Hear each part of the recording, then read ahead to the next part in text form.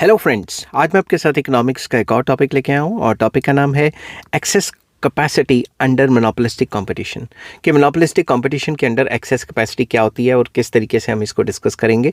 तो जिस हिसाब से पेपर में आपने लिखना है मैंने उसी हिसाब से डिस्कस किया हुआ है। शुरू करने से पहले बता दूं कि ये टॉपिक मोनोपोलिस्टिक कंपटीशन के चैप्टर से लिया गया है और इस चैप्टर के सारे लिंक्स आपको इस वीडियो के डिस्क्रिप्शन में मिल जाएंगे। चलिए शुरू करते हैं। As in case of monopoly, the existence of excess capacity is an important feature of monopolistic competition. जैसा कि monopoly में देखा गया कि excess capacity होती है, वैसे ही monopolistic competition में भी excess capacity इसका main feature है, main characteristic या main खासियत है.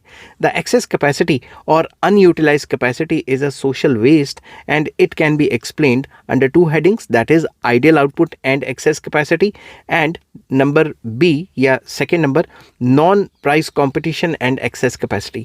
जैसा कि हमें पता है कि जो एक्सेस कैपेसिटी है वो एक टाइप का सोशल वेस्ट है, वो बेकार चले जाते हैं रिसोर्सेज। तो हम इसको दो हेडिंग्स में डिस्कस करेंगे कि पहली हेडिंग आ जाती है ideal output and access capacity और दूसरी मैं बाद में डिस्कस करूंगा। The excess capacity of a firm is defined as the difference between the ideal output and actual output attained in the long run. कि long run में ideal output कितनी होनी चाहिए? Ideal output तो perfect competition दिखाता है और actual output जो हमने attain किए उसका जो difference है वो excess capacity होता है. Ideal output can be defined as the output that can be produced at minimum long run average cost. तो ideal output वो output होती है कि जो long run cost पे minimum cost पे जो long run में जो minimum cost पड़ती है उस पे कितना आउटपुट आप बनाते हो। This concept of ideal output is linked with social optimality of production.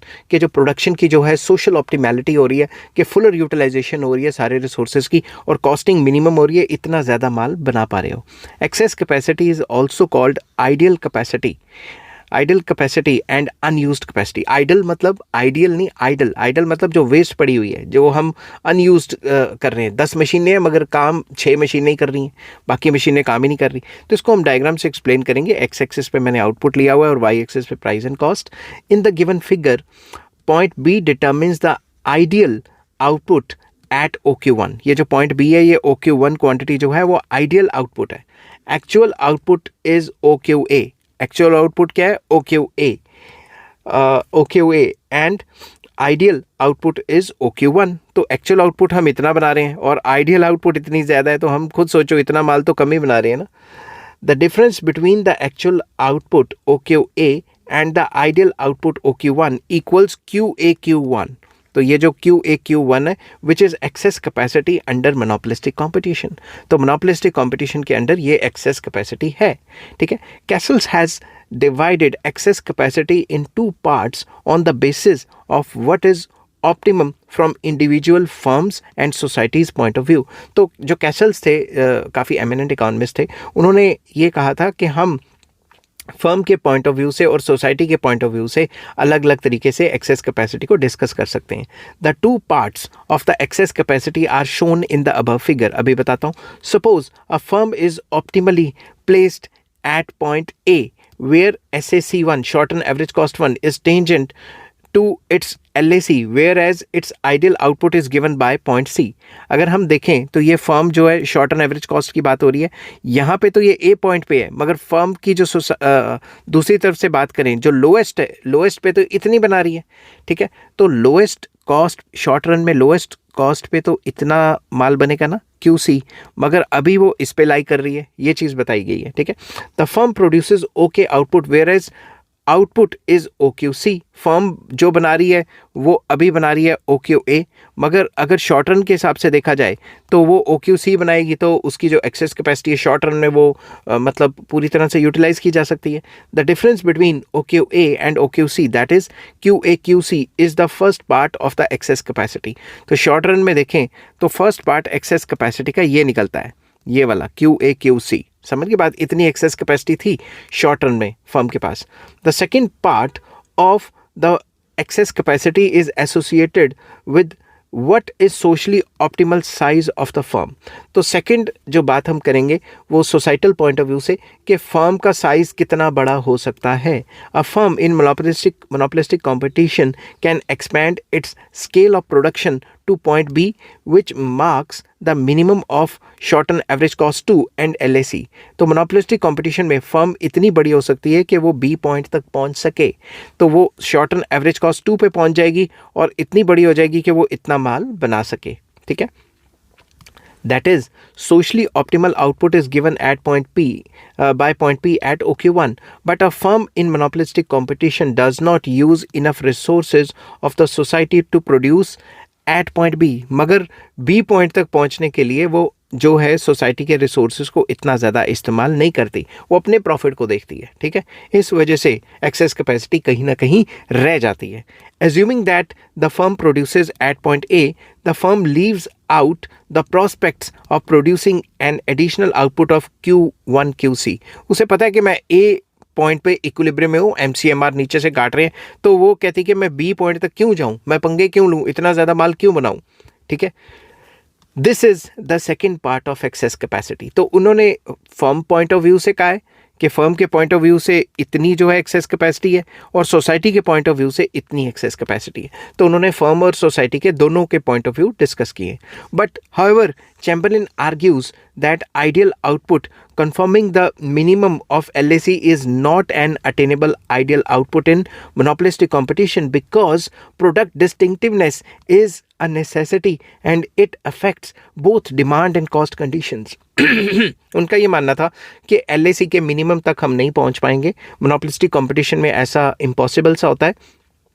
Perfect competition में ऐसा होता होगा, मगर मोनोपोलिस्टिक कंपटीशन में ऐसा नहीं होता, क्योंकि हमने प्रोडक्ट को थोड़ा डिस्टिंक्टिव रखना है, डिफरेंशिएट करना है, तो कॉस्ट ऊपर नीचे होती रहेगी, तो ये थोड़ा अनरियलिस्टिक है. The distinctiveness of the product makes demand curve a downward sloping one, whereas attaining point B requires the demand curve must be horizontal line. अब आप दिमाग से सोचो, ये B पॉइंट LAC के एकदम नीचे है, तो अगर हॉरिजॉन्टल कर्व होगी तभी टेंजेंट करेगी ना, मगर जो मोनोपोलिस्टिक कंपटीशन है उसमें तो ये है, तो इस हिसाब से देखें तो ये ऑप्टिमल आउटपुट होगी और हम इतना ही बना पाए. समझ की बात. तो ये जो परफेक्ट कंपटीशन में तो ये चीज़ हम अटेन कर सकते हैं, मोनोपोलिस्टिक कंपटीशन में ये अटेन नहीं कर सकते क्योंकि यहाँ टेंजेंट ही नहीं होगा. It affects cost conditions because cost of distinctiveness added to the cost of production makes the minimum point of LAC plus shift to the left and above points B. तो simple words में ये कहा गया है कि भाई B तक अगर सीधी डिमांड कब होती, DRMR वो जो होती, उस हिसाब से हम परफेक्ट कंपटीशन में तो ये अटेन कर सकते थे, मगर मोनोपोलिस्टिक कंपटीशन में इस टाइप की डिमांड कब्ज होती हैं, तो ये चीज़ हम अटेन नहीं कर पाएंगे. तो इसलिए ये इम्पॉसिबल सी सिचुएशन है कि जितनी भी हमारी एक्सेस कैपेसिटी है वो पूरी की पूरी हम यूज़ कर पाएँ. ठीक है. तो दूसरा जो पॉइंट है वो है non price competition and access capacity. तो फर्स्ट पॉइंट हमने डिस्कस किया था कि आइडियल आउटपुट और एक्सेस कैपेसिटी के बीच में रिलेशन. ठीक है. अब हम यहाँ डिस्कस करेंगे नॉन प्राइस कंपटीशन के without price competition access capacity किस तरीके से जो चैम्बरलिन है उन्होंने डिस्कस की. According to Chamberlain, excess capacity in monopolistic competition arises in long run when there is free entry but absence of active price competition between the firms. उनका ये मानना था कि इस सिचुएशन में वो ये मान के चल रहे हैं कि एक्सेस कैपेसिटी अराइज होती है in long run, but there is free entry है, मार्केट में कोई भी आ सकता है. ठीक है. And absence of active price competition नहीं कर रही हैं फर्म्स. अगर प्राइस कंपटीशन कर रही हैं उसका अलग क्वेश्चन है, वो मैं बताऊंगा कैसे है. It implies that if monopolistic competition is characterized by free entry and active price competition, there would be no excess capacity. क्योंकि excess capacity बचेगी नहीं, क्योंकि फर्म आपस में compete करके इतना सस्ता माल बेचेंगी और ज़्यादा माल बेचेंगी कि जो excess capacity है उसके बचने के चांसेस नहीं रह जाएंगे. Chamberlain attributed the excess capacity to the absence of active competition. उन्होंने कहा क्योंकि एक्टिव कंपटीशन नहीं है इस वजह से एक्सेस कैपेसिटी है. Firms may abstain from active price competition for such policy reasons as formal or tacit agreements, open price associations, trade associations activities, building up an spirit de corps etc. तो कहने की बात यह है कि वो आपस में कंपटीशन करेंगी नहीं, आपस में मिलजुल के रहेंगी और आपस में टैसिट एग्रीमेंट, पर्दे के पीछे एग्रीमेंट कर देंगी या ट्रेड एसोसिएशन बना लेंगी कि हम इतना सस्ता बेचेंगे ही नहीं, कहानी खत्म. आपको पता है ना, जब भी एक मोबाइल कंपनी अपना रिचार्ज बढ़ाती है तो सारे बढ़ा लेते हैं क्योंकि पर्दे के पीछे सारे मिले होते हैं. ठीक है. The other factors may be customary prices, professional ethics, fear that price cutting might give wrong signals to the consumers about quality of the product and avoiding problems arising out of price competition.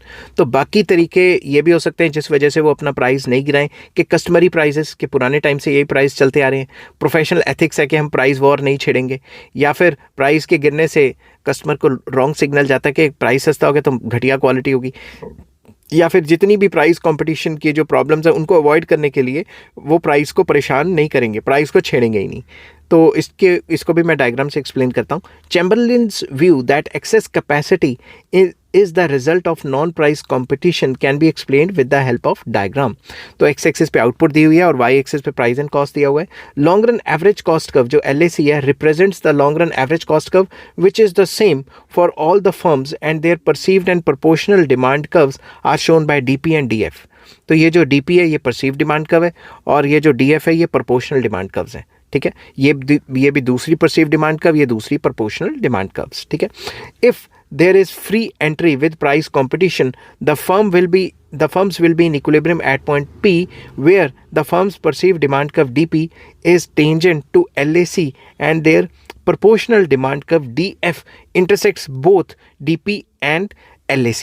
तो मैं बताता हूँ, अगर price competition है तो ये जो DP curve है, परसीव डिमांड कर्व है, ये प्रोपोर्शनल डिमांड कर्व को इंटरसेक्ट कर रही है. कहाँ? P पॉइंट पे. और इसी पॉइंट पे ये जो परसीव डिमांड कर्व है ये टेंजेंट पहुंची हुई है. टेंजेंट क्यों पहुंची हुई है? क्योंकि जब टेंजेंट होगा तभी तो नॉर्मल प्रॉफिट होगा ना. अगर आपने ग्रेजुएशन लेवल पे हल्का सा पढ़ा है तो टेंजेंट पे ही नॉर्मल प्रॉफिट होता है. तो इस जगह पे इतनी क्वांटिटी बेची जा रही है QC एंड प्राइस है PC, क्योंकि आपस में कंपटीशन कर रही हैं फर्म्स. ठीक है, at equilibrium point P firms produce OQC and price OPC. जैसा कि मैंने बताया, if firms adopt an aggressive price competition, point P will shift closer to M. अगर और ज़्यादा competition होगा तो ये जो point P है ये shift होते होते M पे चला जाएगा. M पे तो एकदम perfect competition वाली situation हो जाएगी. ठीक है, the point of perfectly competitive equilibrium, जैसा कि मैंने बताया M तो बिल्कुल ही परफेक्ट कंपटीशन वाला पॉइंट हो जाएगा. तो जितना ज़्यादा कंपटीशन बढ़ेगा ये पॉइंट M की तरफ आस्ता आस्ता शिफ्ट होती रहेंगी. कैसे? ये जो डिमांड कर्व है इसकी जो स्लोप है ये थोड़ी ऐसे है ना, ऐसे ऐसे होती होती टेंजेंट ही ना हो जाए, तो वो तो कंपटीशन वाली बात होगी. Let the price competition now be eliminated from the monopolistic competition. अब प्राइस कंपटीशन को खत्म करते हैं. If there is no price competition, the perceived demand curve DP has no existence. अगर प्राइस कंपटीशन नहीं है तो ये जो परसीव डिमांड कर्व है DP इसकी कोई एग्जिस्टेंस नहीं है, क्योंकि ये मान के चलती है कि प्राइस कंपटीशन है और मैं अपना माल ज़्यादा बेचूंगी प्राइस कम करके. इसी कॉन्सेप्ट पे ये डिमांड कर्व बनी है. The firms are left with proportional demand curves DF. जो फर्म्स हैं उनके पास सिर्फ प्रोपोर्शनल डिमांड कर्व्स हैं DF. ये वही वाला डायग्राम मैंने ऊपर वाला नीचे कॉपी कर लिया. In the absence of active price competition, entry of new firms makes the demand curve DF shift leftward because market share of each firm decreases. तो अगर हम कह रहे हैं कि प्राइस कंपटीशन नहीं है और नई फर्म्स अट्रैक्ट होती हैं तो जो एग्जिस्टिंग मार्केट शेयर है DF क्या है? Proportional demand curve. तो जब भी नई फर्म्स आएंगी तो ये जो प्रोपोर्शनल डिमांड कर्व है वो लेफ्ट साइड को शिफ्ट हो जाएगी, क्योंकि एग्जिस्टिंग कंपनियों का जो मार्केट शेयर है वो कम होगा. Now firms continue to enter the industry until their demand curve DF shifts to the position of D-F, which is tangent to LAC. तो ये तब तक पीछे शिफ्ट होती रहेगी जब तक ये LAC कर्व की टेंजेंट ना पहुंच जाए. ये वाली कर्व जो ग्रीन कलर की जो कर्व है ये इस पर टेंजेंट ना हो जाए. ठीक है, any further entry of firms will make D-F shift further to left and away from LAC curve. अगर और फर्म्स आती हैं तो ये इधर भी शिफ्ट हो सकती है, मगर अगर इधर शिफ्ट होगी तो लॉस हो जाएगा. तो एग्जिस्टिंग कंपनियां मार्केट से एग्जिट कर जाएंगी और ये फिर से इंक्रीज हो जाएगी, क्योंकि जब एग्जिस्टिंग कंपनीज मार्केट से चली जाएंगी तो कोई भी जब कंपनी मार्केट को छोड़ के जाती है तो जो एग्जिस्टिंग फर्म्स हैं उनका मार्केट शेयर बढ़ के फिर से टेंजेंट हो जाता है. ठीक है, मार्केट शेयर फिर से बढ़ के टेंजेंट हो जाएगा तो नॉर्मल प्रॉफिट पे आ जाएगा. In that case, all firms will make losses, forcing some of the firms to quit the industry. इस केस में अगर ये और ज़्यादा नई फर्म्स आ गई और ये कर्व और ज़्यादा शिफ्ट होगी तो लॉस हो जाएगा और जिनको लॉस होगा वो बाहर चले जाएंगे और एग्जिस्टिंग जो कंपनीज हैं उनका मार्केट शेयर बढ़ सकता है। Entry of new firms will stop at point E point पे नई फर्म्स एंटर नहीं होंगी। Therefore point E marks the point of long run equilibrium where long run output is OQA and price is EQA which is equals to OPE। तो ये माल बेचेंगे वो और ये प्राइस रखेंगे इसके सामने, समझ गए बात। तो now by comparing the equilibrium output OQC corresponding to free entry with active competition and equilibrium output of OQA corresponding to free entry with no active price competition, we get Chamberlain's measure of excess capacity that is QAQC। तो basically Chamberlain इस case में ये कह रहा है कि अगर हम एक्टिव कंपटीशन करते तो इतना माल बनाते, मगर अब कंपटीशन नहीं कर रहे, प्राइस कंपटीशन, तो अब इतना बना रहे हैं, तो ये जो QAQC है ये एक्सेस कैपेसिटी है। ठीक है, according to Chamberlin excess capacity में exist even under pure competition. Pure competition में भी हो सकती है, owing to miscalculation on the part of producers और to sudden fluctuations in demand और कॉस्ट कंडीशंस। इसकी वजह क्या है, प्योर कंपटीशन में भी अगर प्रोड्यूसर्स ने अच्छे तरीके से कैलकुलेशन नहीं की प्राइस एंड क्वांटिटी के बारे में, या फिर demand and cost conditions fluctuate कर गई, तो उस केस में भी, परफेक्ट कंपटीशन के केस में भी एक्सेस कैपेसिटी हो सकती है। But in the long run access capacity is the peculiarity of the monopolistic competition, which is a waste caused by monopoly element of monopolistic competition, and for it there is no automatic corrective। Simple words में वो ये कहते थे कि long run में monopolistic competition में access capacity रहेगी जो किसी काम की नहीं है, सोसाइटी के रिसोर्सेज के वेस्टेज को दिखाती है, और वो इसलिए होती है क्योंकि मोनोपोलिस्टिक कंपटीशन में मोनोपोली एलिमेंट भी होता है। तो इस मोनोपोली एलिमेंट की वजह से एक्सेस कैपेसिटी हमेशा रहती ही रहती है मोनोपोलिस्टिक कंपटीशन में। आई होप ये वीडियो आपको पसंद आई होगी। अगर पसंद आती है तो please like, share and subscribe. Next topic मैं आपके साथ डिस्कस करूंगा selling cost and firms equilibrium under non price competition. Till then take care, bye bye.